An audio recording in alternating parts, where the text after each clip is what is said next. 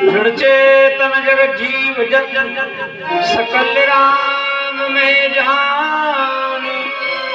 बंदा सबके पद कमल सदा जो युगपान।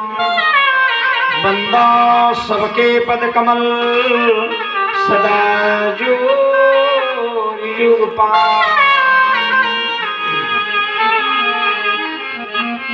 बंदो तुलसी के चरण जिनकी ना जग काज। कलि समुद्र डूबत लखो बिरचो सप्तो जहाज।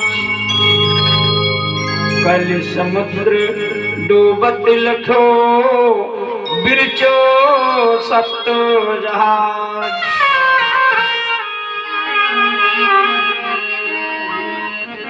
बोलो गुरुदेव भगवान की। चंद्रिका देवी माता की, ग्राम के सभी देवी देवताओं की, सभी भक्तों की प्रातः श्री सद्गुरुदेव भगवान के चरणों में नमन बंदन करते हुए इस धराधाम के सभी संत महात्मा, पूज्य देवी देवता, गुरुदेव भगवान मंच पर आसन पर विराजमान ठाकुर जी महाराज और हमारे सहयोगी बंधु और सभी श्रोता बंधु, सभी की पवित्र आत्माओं को नमन है।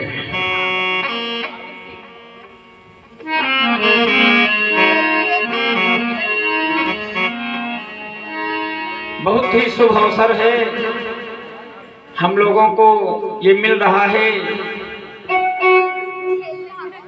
बहुत बढ़िया भजन आप लोग सुन रहे थे, इतना आनंद रहा था। प्रदीप जी गा रहे थे, कोई बताए दो हो कान्हा इनका खो गया है भाई।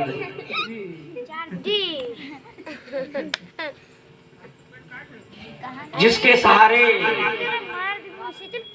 सहारे अपना पताका फहराना चाहते थे, वो झंडा गड़बड़ा गया है भाई। तो कह रहे हैं कोई बता दो हो, लेकिन कहाँ, कौन बता दे। किसने देखा है इस संसार में आने के बाद, जाने के बाद बड़ी मुश्किल है। यदि आ भी जाए तो उनको पहचानना बड़ी मुश्किल है भाई।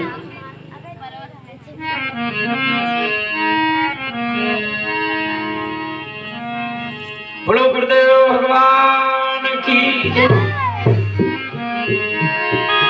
सभी लोग गुरुदेव भगवान का वंदन करेंगे।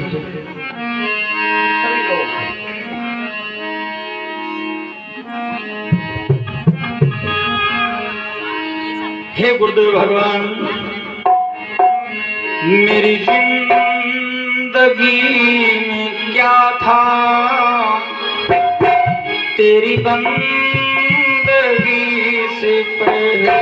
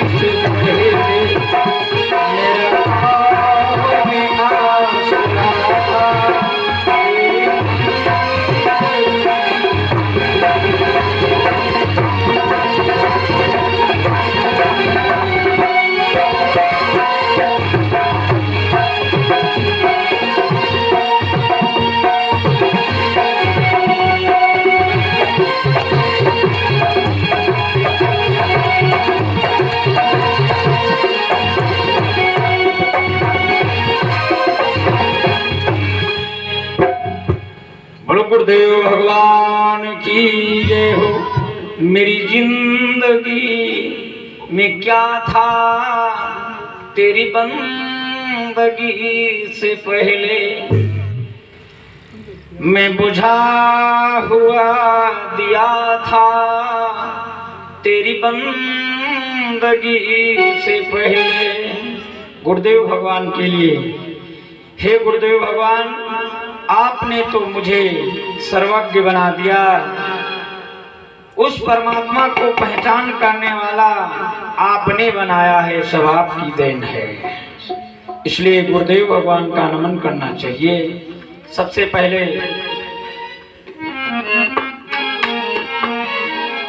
क्योंकि संसार में और कोई नहीं जगाएगा, केवल गुरुदेव ही ऐसे हैं उसमें ममता इतनी होती है जैसे माँ के समान गुरु होता है।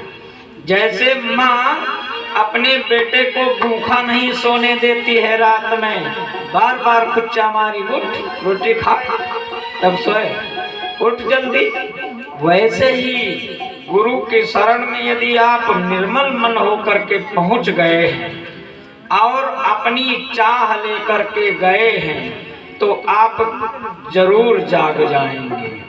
पहले तो चाह होनी चाहिए, यानी प्यास होनी चाहिए, पानी पीने की प्यास होनी चाहिए। तो आप पानी पियोगे तो अच्छा लगेगा, और जिसको प्यास ही नहीं है तो पानी अच्छा कैसे लगेगा।